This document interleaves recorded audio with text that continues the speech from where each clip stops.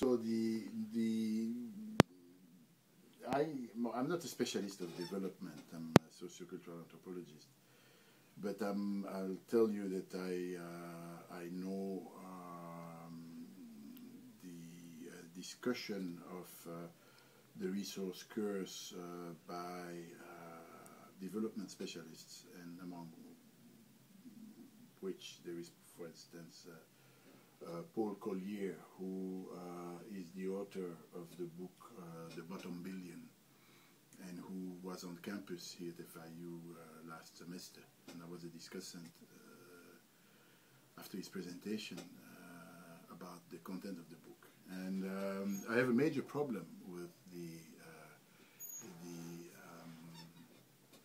thesis of Paul Collier, who in fact, grounds the book on that curse, and reproduces the resource curse as a major characteristic of the book. Is that very often the people who eventually discuss and defend the thesis tend to be ahistorical, and in the sense that they will take away specific historical processes of exploitation that took place during the colonial period and after independence, in which processes that could be linked to or called neocolonialism continued, and which were processes which were led by major corporations based in the global north or the west,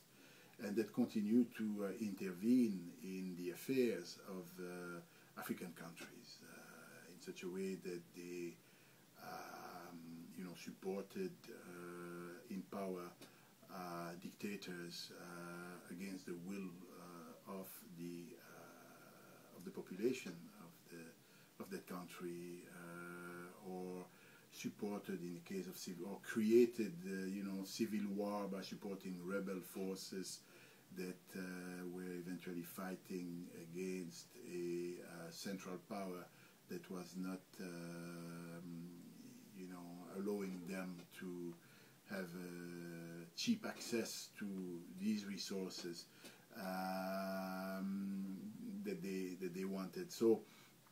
there has been around the raw material and the resources that one can find in the United States a number of political processes in which the global north has had processes that have led to contemporary problematic situations in which these corporations and governments of the global north, the United States among them,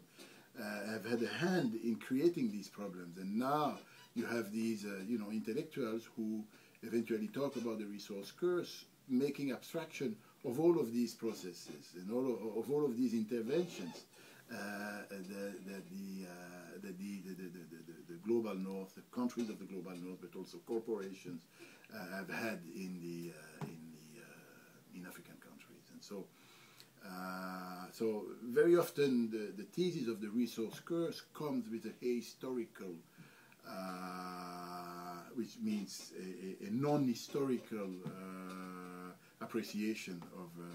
of current realities, and that I have a major problem with that. So it's a curse. The resource curse is there because of the greed of politicians, African politicians, obviously, but also of foreign governments, and particularly of major corporations which have a global reach. And so that's what I would